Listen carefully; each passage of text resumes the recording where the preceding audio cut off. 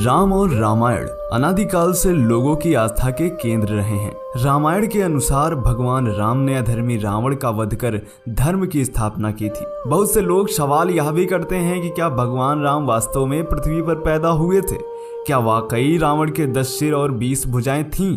क्या हनुमान जी अपनी इच्छा अनुसार अपना रूप बदल सकते थे? जो राम के अस्तित्व पर ही सवाल उठाते हैं, आज उनको भी यह वीडियो देखना चाहिए।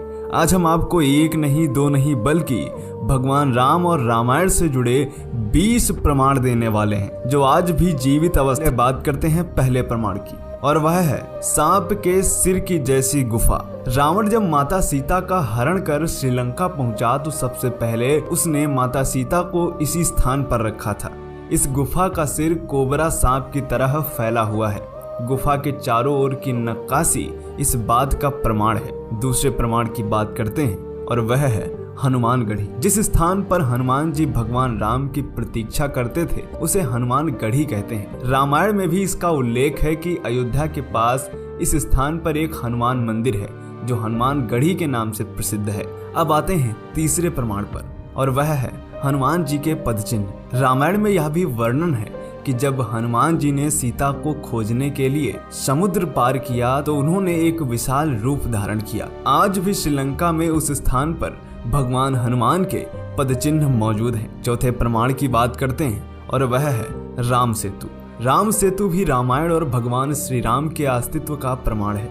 रामायण में समुद्र से श्रीलंका तक इस पुल के बारे में लिखा है। मित्रों, यह पुल पानी पर तैरते पत्थरों से बना था, जिसे आज भी समुद्र तल पर देखा जा सकता है। पांचवें जीवित प्रमाण की बात करते हैं, और वह है तैरते हुए पत्थर। समुद्र पर पुल बनाने के लिए ऐसे पत्थरों की आवश्यकता थी जो पानी पर तैर सके। नल और नील को जो साप मिला था, उसके कारण नल और नील ने जो भी पत्थरों को छुआ वह तैरने लगे। इन्हीं पत्थरों पर राम लिखकर उनका पुल बनाया गया। सुनामी के बाद इनमें से कुछ चट्टानें टूटकर गिर गईं। शोध करने के पश्चात पता चला कि यह पत्थर उसी समय के हैं जब रामायण हुई थी। छठे नंबर पर आते हैं, और वह है द्रोणागिरी पर्वत। लक्ष्मण मेघनाथ युद्ध के दौरान जब लक्ष्मण मेघनाथ से बेहोश थे तो हनुमान जी संजीवनी को लेने द्रोणागिरी पर्वत पर गए थे। संजीवनी की पहचान न होने के कारण उन्होंने पूरे पहाड़ को उठा लिया था, और यह पहाड़ आज भी मौजूद है। सातवें प्रमाण की बात करते हैं, और वह है श्रीलंका में पाई जाने वाली हिमालयी जड़ी बूटी। श्रीलंका में उस स्थान पर दुर्लभ हिमालयी जड़ी बूटी के अर्क पाए गए हैं जहां पर लक्ष्मण बेहोश हो गए थे, जहां उन्हें संजीवनी दी गई थी। श्रीलंका में हिमालय की जड़ी बूटियों का पाया जाना भगवान राम के अस्तित्व का प्रमाण है। आठवें नंबर पर आते हैं, वह है अशोक वाटिका। सीता हरण के बाद जब रावण उन्हें लंका ले गया तो माता सीता ने उनके महल में रहने से मना कर दिया। तब रावण ने उन्हें अशोक वाटिका में रखा, जहाँ वह एक पेड़ के नीचे बैठी थी। इस जगह को एलिया के नाम से जाना जाता है, और यह आज भी मौजूद है। अब आते हैं नंबर 9 पर, और वह है लेपाक्षी मंदिर। सीता हरण के समय रावण उन्हें हवाई मार्ग से लंका ले जा रहा था। जटायु ने रावण को रोकने के लिए उससे युद्ध किया। जहां पर जटायु गिरे थे उस स्थान को लेपाक्षी मंदिर के नाम से जाना जाता है, और यह आज भी मौजूद है। अब आते हैं 10वें नंबर पर, और वह है विशाल काय हाथी। रामायण के सुंदर कांड अध्याय में लिखा है कि विशाल हाथी लंका की रखवाली के लिए रखे गए थे, जिसे हनुमान जी ने एक प्रहार से बेहोश कर दिया था। श्रीलंका के पुरातत्व सर्वेक्षण को हाथियों के ऐसे जीवाश्म मिले हैं जो आज के हाथियों से कई गुना बड़े हैं। 11वें नंबर पर आते हैं, और वह है कोंडा कुट्टू गला। हनुमान जी ने जब लंका को जलाया तो रावण भयभीत हो गया, और उसने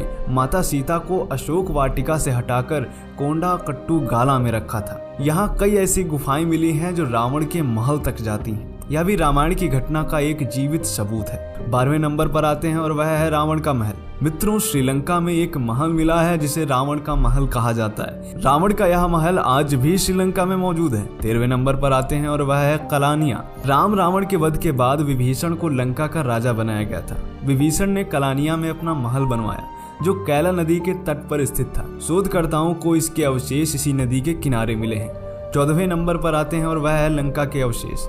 हनुमान जी ने अपनी पूंछ से पूरी लंका जला दी थी, जिसके अवशेष आज भी लंका से प्राप्त होते हैं। यहाँ के इन स्थानों की मिट्टी आज भी काली है। 15वें नंबर पर आते हैं और वह है दिवुराम पोला। मित्रों, रावण वध के पश्चात जहाँ माता सीता ने अपनी पवित्रता साबित करने के लिए अग्नि परीक्षा दी थी, यह वृक्ष आज भी मौजूद है, जिसके नीचे माता सीता ने अग्नि परीक्षा दी थी। इस स्थान को दिवुराम पोला कहा जाता है। 16वें नंबर पर आते हैं और वह है रामलिंगम। रावण की हत्या के बाद भगवान राम ब्राह्मण हत्या के दोषी थे। उन्होंने ब्राह्मण हत्या को दूर करने के लिए भगवान शिव की पूजा की। भगवान शिव ने उनसे 4 शिवलिंग की मांग की। सीता जी द्वारा एक शिवलिंग बनाया गया जो रेत से बना था। हनुमान जी कैलाश से 2 शिवलिंग लाए थे। भगवान राम ने अपने हाथों से एक शिवलिंग बनाया जो आज भी इस मंदिर में मौजूद है। अब आते हैं 17वें नंबर पर और वह है जानकी मंदिर। नेपाल के जनकपुर शहर में एक जानकी मंदिर है। रामायण में सीता के पिता का नाम जनक था, उनके नाम पर इस शहर का नाम जनकपुर भी पड़ा। माता सीता को जानकी के नाम से भी जाना जाता है। उन्हीं के नाम पर इस मंदिर का भी नाम रखा गया है।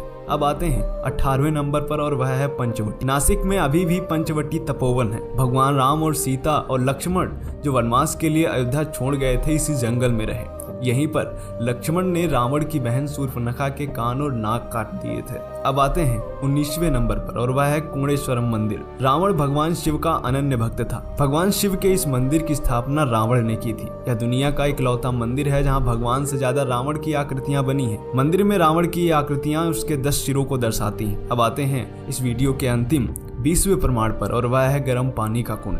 कोडेश्वर मंदिर के पास यह गर्म पानी का कुंड स्थापित है। इसका पानी गर्म है और यह रावण द्वारा ही निर्मित किया गया था और यह आज भी मौजूद है। तो मित्रों, आज हमने बात करी 20 प्रमाणों की जो कि भगवान राम और रामायण के अस्तित्व से संबंधित हैं और आज भी जीवित रूप से हैं। जय हिंद, जय भारत, वंदे मातरम।